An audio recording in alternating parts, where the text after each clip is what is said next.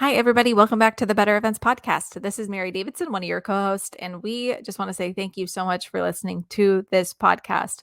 It makes so much of a difference to know that we have listeners like you who are tuning in to learn all about events. And so just wanted to give a quick little shout out and thank you so much. And we are really excited for this episode today. We are going to be talking about hot or not event trends, which is going to be a really fun conversation. So let's get into it. Here we go. Welcome to the Better Events Podcast. Join two event strategists, Logan Clements and Mary Davidson, who believe we can all create, host, and attend better events. In this podcast, you will learn about event strategy and actions that you can use today as an event host, planner, or manager. Hear directly from the people who are creating innovative and inspiring events today and tomorrow, and grow your business along the way. Now, let's get started, and thanks for listening to the Better Events Podcast. Welcome back to another episode of the Better Events Podcast. I'm Logan Clements, one of your co-hosts, and I'm joined by fellow co-host Mary Davidson. And Mary, before we jump into our topic, which again, it's a really fun episode this week about hot or not about event trends, I do want to start us off with a little bit of a seasonal conversation starter. So Mary, what's your favorite or go-to Halloween movie or TV show? Okay, so I definitely have one for this. I feel like we've done this for like the Christmas time, that holiday season as well. So I'm like having flashbacks right now. But I would say, okay, so my favorite Halloween movie, I don't know. Okay, this is not my favorite. This is my childhood memory. Let me clarify that because it is a VHS that I got in a Happy Meal from McDonald's when I was little. And I watched it every year up until I was like 19. And so if I turned it on, I would feel very nostalgic. But it was called Scared Silly, and it was like Ronald McDonald and his friends. So if you are a 90s McDonald's child like I am, you may know what that is. And that is something that I think of every single Halloween. Oh, wow. I don't think I was expecting You were that as not an answer. expecting that. Totally There you forgot you go. could get VHSs in a Happy Meal. Right? Like, I wonder, I can't remember if you had to like pay extra or not to get that, but whatever it was, I'm sure it was a good deal.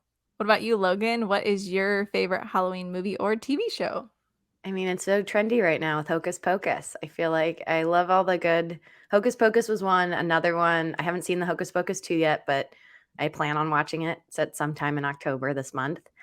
I was more of a Disney Channel kid growing up. And so a lot of the Disney Channel movies were my go-tos, similar to your Happy Meal go-to, Mary. And Halloween Town was one that since getting Yeah. Disney Plus last year, I went back and rewatched it. I encourage you to. It doesn't really hold up. There's not a lot of plot there, but it was very entertaining as Really? a child, and it's fun to rewatch because just for the nostalgia. But I don't encourage you showing it to someone who didn't watch it when they were a kid because yeah, it doesn't hold up, but it's a fun one. So let us know, listeners, if you've already seen Hocus Pocus 2 or if you like any of the Halloween Towns. And there were up to 4 movies.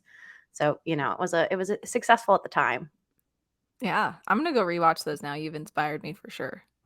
It's a nice, like, cozy Halloween movie. I'm not a big scary movie person, so I go for the cozier ones. Anyway, hope you're feeling a little festive then with with our October holiday talk here. But getting into this week's episode topic, so we were inspired for this based on another event podcast that called the Event Tech Podcast, and they had a whole hot versus hype talking about different event tech trends, and that just kind of got my wheels turning. That Mary and I do so many different events. Across so many different mediums that it might be fun to do our own version of this, which we're calling Hot or Not. And we've got 10, there might be a bonus 1 or 2 trends we're going to throw in there, but we've got 10 current event trends that we are going to rank hot or not. And listeners, I know it's fun when we disagree, but Mary and I often agree. So we haven't talked about these yet. So I'm curious to see out of these 10, how many we have a similar opinion on, or if we do have some differing things. No But pressure. yeah, no pressure at all. Mary, are you excited for this week's topic?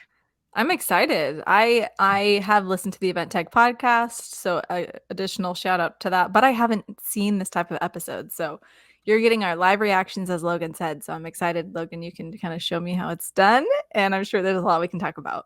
So, listeners, to break it down for you, the hot or the not. If we say a trend here is hot, that means that we think that, like, yes, it's trendy. Yes, it's worth it. Go for it. It is hot, hot, hot. You got to get it now. If we say it's not, then it's a trend that we would be okay seeing go away, or one that we don't agree with, or one that we maybe just think just needs to not be in the future of events. So, listeners, if you hear hot, that's a good thing. If you hear not, maybe you want to do less at this event. But if you did do it, no judgment to you. This is more just in general terms that Mary and I are going to be passing our own personal event judgments. Mary, are you ready to do our first one? Yes, I'm ready. All right. First event trend on the list: plated dinners at events, hot or not. This is my problem is I feel like I'm like, well, maybe it depends. So with this one, I would say plated dinners, in my opinion, are hot if you have a program, like a seated program. Like basically it's an excuse to get people to not talk as much because they're busy and they're seated. So they're ready to take in whatever it is you're trying to give them. So I would say, in my opinion, plated dinners are hot, but I really I feel like plated dinners are traditional events more likely. And so I appreciate a non-traditional event, which therefore could mean not a plated dinner. So that's my answer. Does that work? Is that what you're Yeah, thinking, Logan? Okay. your conclusion was hot, Mary, right? That's what you're saying? You're saying it's Hot, hot. I guess. Well, we're Most gonna of the start off time. strong because I'm gonna say not. I think, Okay. plated dinners, like Mary, you mentioned, they're traditional, and therefore I just think it's like it's not a good trend. I think it's a default. I think it's an easy fallback for people, and doing interactive buffet stations or just like past items or food trucks or anything that like gets you out of this. I have a theory that um we'll probably talk about later with a later trend, but a lot of people forget there's only so creative you can get with a plated dinner. So there's always going to be like a chicken, a fish, pasta, or a veggie option, that they all start to kind of blend together. So I would say this is for me as a not, especially if you want that food to be a focal point of your event, because we've all gone to so many of these that they all just Oh, kind of yeah. blend together. I will say if you are gonna plate it, just like don't do like chicken and beef. Make it interesting. So that's something I'll throw in there. And yet so many are just chicken or beef. But I am interested, Logan. I know we can't spend too much time because we're trying to get through at least 10 of these, but if you have to grab people's attention, think of like a fundraising event. How do you do that like with buffet style and stuff like that? I mean, you would just make it if the food, if it's supposed to be an interesting, you're talking about because you like the idea that people are already seated and so they're captive and they're just going to watch whatever you have on They're kind of stage. forced into it. Yeah. Yeah. My argument is less of that and more the buffet gets them up and talking and, moving around and things like that. And you can have more of an entertainment piece because, again, I think it's moving in the way of the future that's what we used to do all the time and people are bored by it. So I would want something Yeah. more entertaining. Maybe not every meal, but I think just plated dinners, it's just Yeah. to me, it's just Or like a very rote. Like I'm not going to go home and tell you about my amazing plated dinner. Maybe I tell you about the programming because it was so amazing, but Yeah, no, that makes sense. So it's like more like a change of goals for the event. Like it's kind of shifting yes. towards I like it. Okay. You also Cool. don't have to agree. We can totally disagree on No, these. but This I is for do like listeners it. to decide and can tell why a lot of these trends are still happening, regardless if we think they're hot or not, because clearly we have different opinions on them. All right, I'm going to tackle this next one first Okay. for our next hot or not branded swag for attendees. Yeah, this one's a tough one, branded swag for attendees, because I want to say this is not a trend. Or if I had to rate this a hot or not, this is a not for me. I want to say that we are getting more into sustainability and the realization that just getting like a branded pen or a tote bag, we already have so many of those. So I don't know, maybe it's an aspirational not, but to me, this is a not that folks are thinking more about their environmental impact of their events and they realize they don't need lots of stuff. And virtually, we got away with doing virtual swag bags and like coupon codes and things like that via email that do not use up as much paper and wasteful materials. So I'm going to rate this a not. Mary, how about you for branded swag for attendees? Yeah, I also say not because that's everything that you said. I myself have thrown away so much that I get. It's just all these knickknacks and stuff that I'm like, and the moment I'm like, "Ooh, cool, I want that," and then I get home and I'm like, "What am I gonna do with any of this stuff?" So I completely agree with this one. Not for branded swag for attendees, but love the idea of other surprise and delights, like you were kind of talking about, to still have things or moments, but it's like way more intentional. Yeah. All right, our next one. This one is you'll probably see this more in the context of weddings, but you could see it as any kind of event would have this. But Mary, how do you feel about live bands? Hot or not? I would say hot. I often have just been like, because it's another component to manage or spend money on, I'm like, we'll just do Spotify playlist. But recently at an event, we did have a live performer and people were so engaged with him. They just really liked it. And I was like, all right, okay, this is why we do this. It's a healthy mixture. So I'm going to say hot live bands. Yes. What do you think, Logan? We're going to agree here, listeners. And I also think these are hot. From the context of weddings, I will say all of my favorite weddings that I have been to, in terms of favorite, I guess, in terms of a fun, engaging time, all of them have live bands. That's not saying I haven't had fun at weddings that don't have a live band, but it's been almost a default. I've always had a good time if there's a live band. And so this is something, like you said, Mary, I think it's hot. It's hot, hot, hot. It's expensive. It's more expensive than a Spotify playlist, and with a full band is more, expensive than like a DJ. But getting back to how we are all wanting to have more intentional in-person experiences, live bands are it. They even worked virtual. I feel like live or semi-live looking performances always played a lot better than just music. I'm curious too, because you just mentioned DJs, and that's also something else I was thinking of. Would you rate them similarly? Like, because when you have a DJ that's like extremely interactive, sometimes I feel like that could replace a live band if it's interactive enough. And same with virtual events, like having some live DJs, I always felt like was way cooler than like you're saying a playlist. So, what do you think about DJs specifically with live bands or separate from? I'd say DJs are hot, but make sure you do your research. Probably similar to Mm. live bands, of like making sure you're finding something that fits your event. So like a DJ that does really well at a club might not do great at your corporate event. Or maybe it does if that's your like corporate brand that you're going for with that event. Same thing with, like, I know this from sports. That's why I guess this comes up. We have Mhm. DJs at sporting events, and there are some very good DJs that I don't doubt are great at a club or at another like outdoor affair, but like are not always the most effective sports wise. I haven't seen it the other way. Like a good sports DJ I found is good in other regards as well, just because they have to constantly be like on their toes and things like that. So I love them. And I would say they're probably hot, but make sure you do your research. I like it. Awesome. Good addition. All right, our next one is 360 photo booths, Logan. Hot or not? They're very hot right now. Everyone has them. I don't know, Mary. I feel like I'm leaning towards the not. Like Have I you feel done one? yes, I Okay. All right. did one in Shanghai back in 2019 at a fundraising event. They were way Um, ahead of the game there 'cause Yeah, this yeah. was pre-COVID, and it was really fun. So if you haven't done one, listeners, like, definitely do it.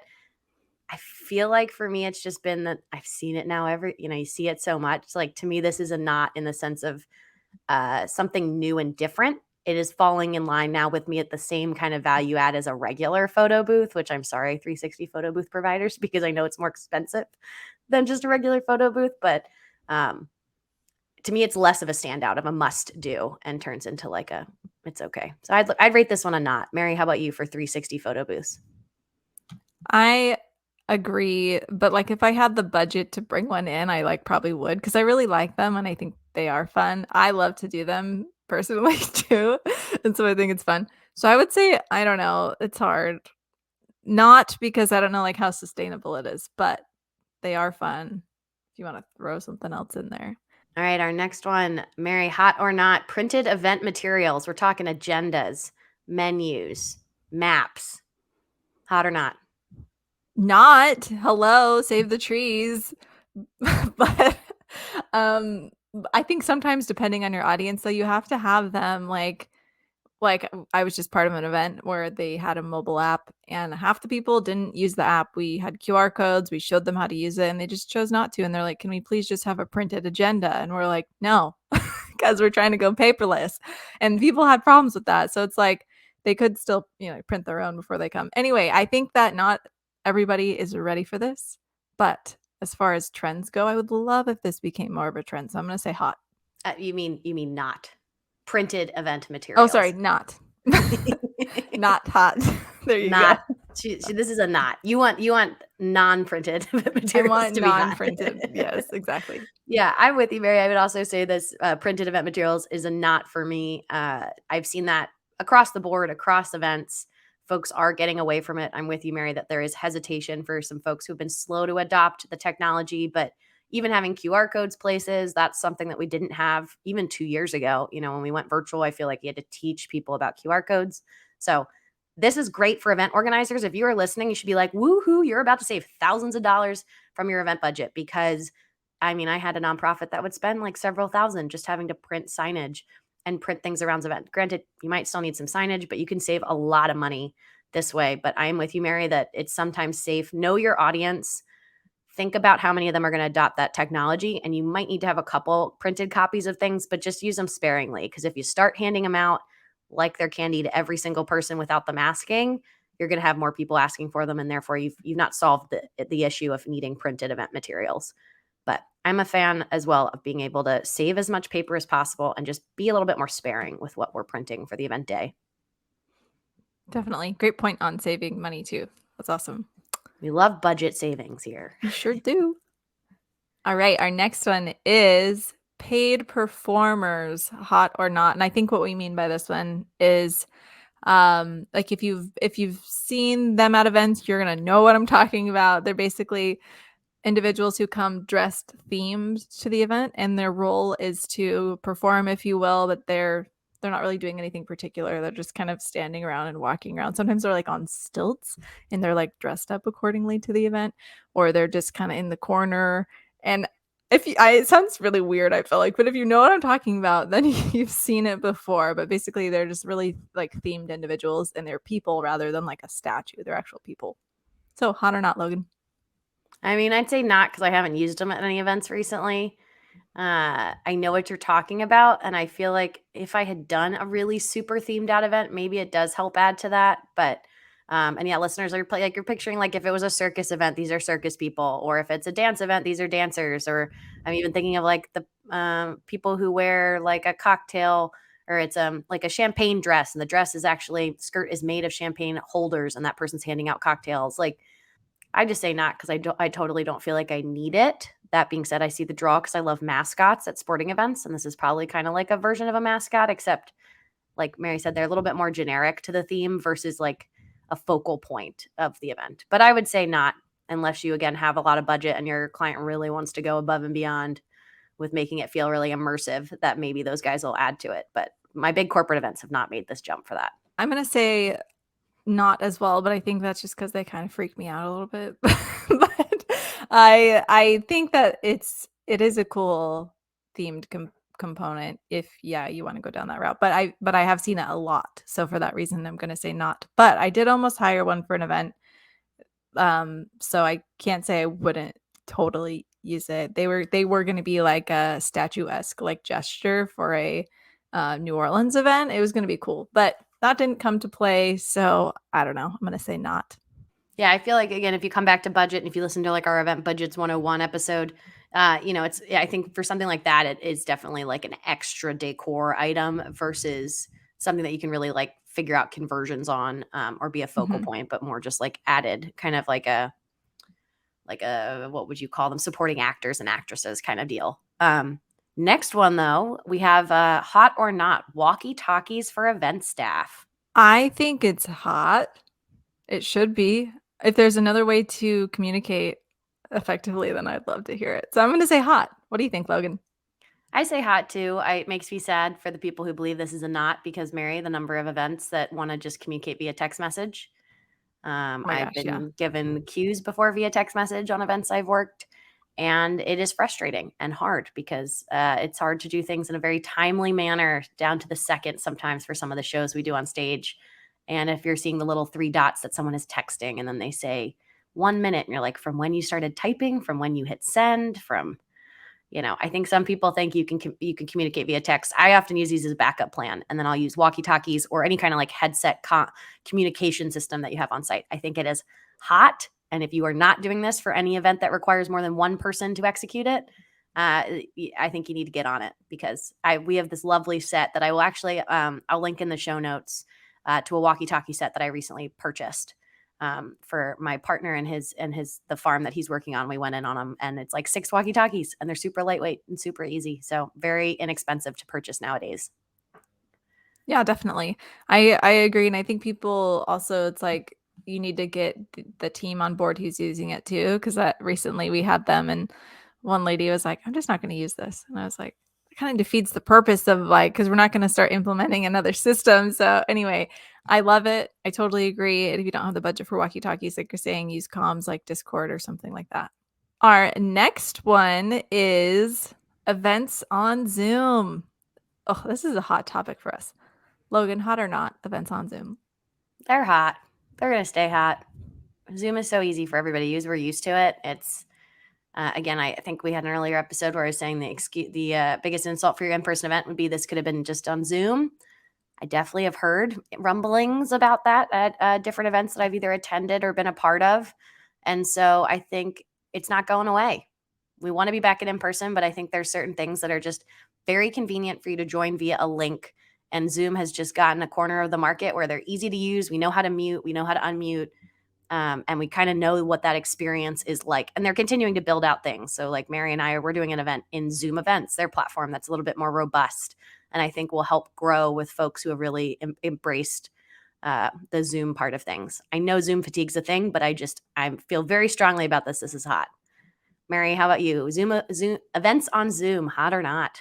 Yeah, I think super hot because for me and I don't know, during the pandemic it was like everybody used Zoom and then I was like I don't want to use Zoom because everyone's using Zoom. Let's find something different. And now it's like let's definitely use Zoom because people are now used to it. So that like gets rid of this entire complex component. And you can create events on Zoom. So yeah, for that reason, events on Zoom, hot. And I'm really curious what we would say like a year from now. So we'll have to come back to this one. We're constantly pressure check. I feel like checking ourselves on this. So yeah, we'll have to know next year. We'll listen back to this. All right, next one. High-end photography or videography at your event, Mary, hot or not? High end. What do you mean by high end? Like not you and your iPhone. Okay. Um Like paying a photographer or a videographer who has photography and videography experience, not you with your iPhone or someone who has never tried photography before or a volunteer. I'm gonna say hot, but maybe not both. Perhaps one or the other, but for sure for sure photos. Because that's how in-person event memories live on, unlike virtual events that you can record. So I'm gonna say hot, and I feel probably pretty strongly about that. What do you think, Logan?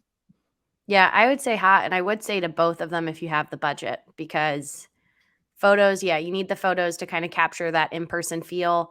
And if you have a video invokes even more feeling than photos ever can because you're capturing, people's active facial expressions and things like that. So again, those both come with price tags that you've saved by doing a virtual event. So it might make you sad to have to pay someone now when you're going back to in person, but um, depending on your event goals. But like photography, I feel like is a given, and a lot of folks are not doing it. I feel like because they're all like, we all have fancy iPhones and we can take nice pictures, and you can, but they just might not be marketing nice pictures. They're kind of like behind the scenes photos that you can definitely capture on your own. And same thing with videography. If you're like trying to have a lasting impact from your event versus it just being a one-off, this is something that I have not seen a ton of people invest in, but I think it is a hot trend that they need to be investing in because those videos will work. Or like Mary saying, even for recording, doing high-end videography just to get nice recordings of what you did in person will just make you, it'll cost money in the short term, but in the long term, you then have those recordings to reuse however you see fit. Yeah, definitely good for marketing. Our next one, celebrity speakers or guests and or guests. What do you think? What do you think about celebrities? Hot or not? Yeah. This one's a tough one. I want to say not, but I can see the draw in it of why people really like it. But again, this comes back to I think this my favorite events that I work. I want to say it's a not because so many times you just go for somebody who sounds famous, but again doesn't fit with what you're looking for. Versus you can have a less well-known person, someone who's maybe more just a subject matter expert versus a celebrity that can actually deliver something way more personalized for your event. So this is like coming from the frame of like you hire a keynote speaker. Do you hire, the really trendy person who's published a bunch of books on it and they're like really fancy, or do you go for somebody more local or something like that? So I would say this is a not for me.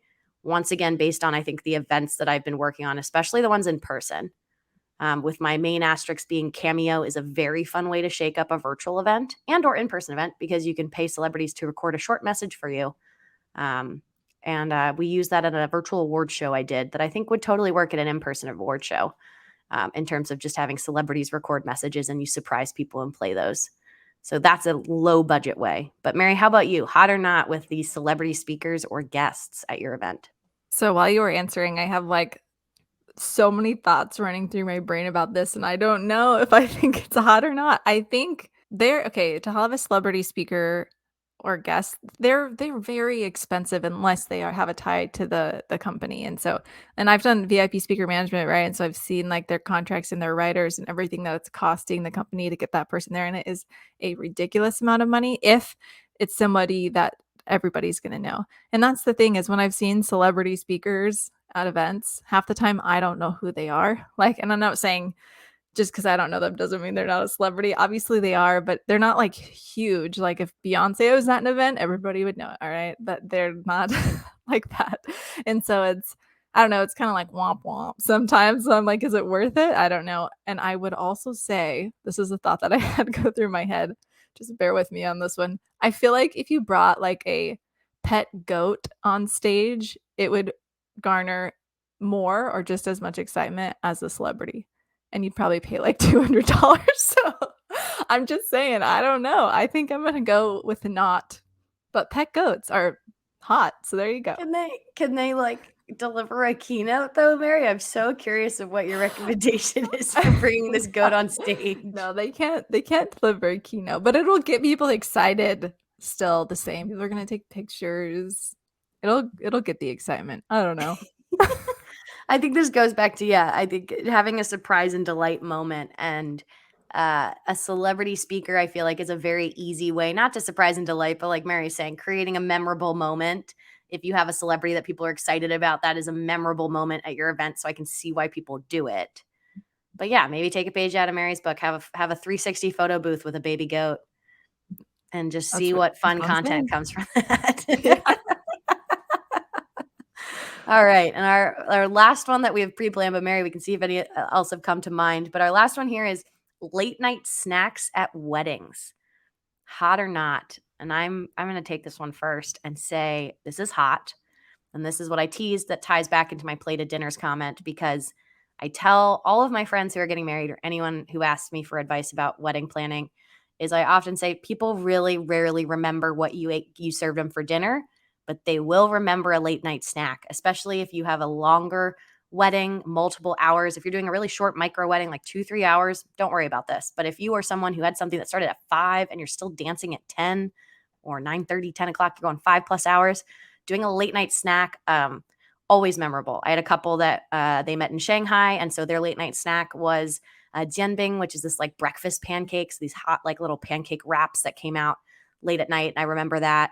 And another friend did like an ice cream truck, like just something that feels so simple but was so memorable. While I can't tell you what I ate for dinner at either of those weddings.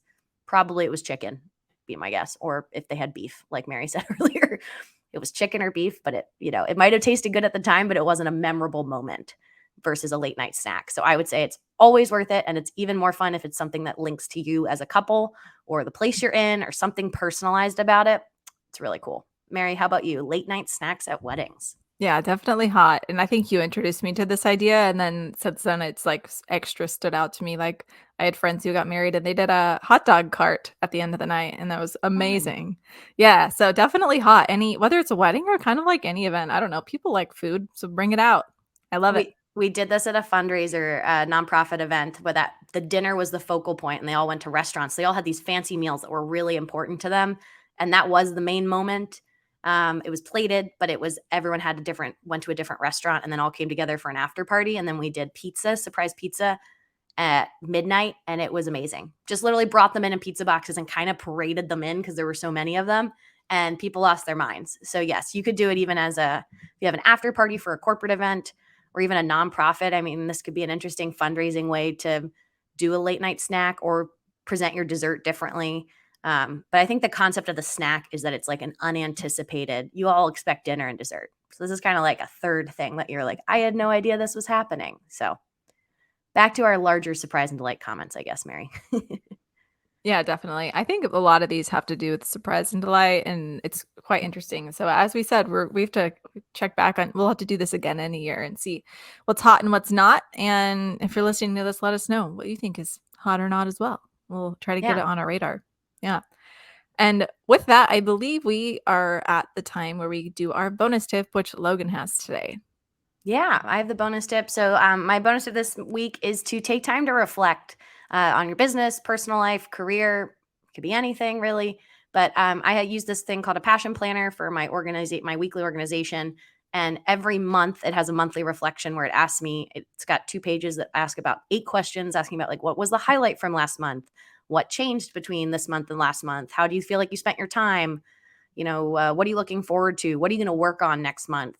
And it's really, I have a bad habit of not doing it when I'm busy, but I highly recommend it because it's just helpful to like think back on things. And then also I write it down. You might be a typer, but I'm a handwriter and I can write it in the planner, like actually recording what you're reflecting on, because it's very fascinating to go back and look at what was top of mind for me 6 months ago.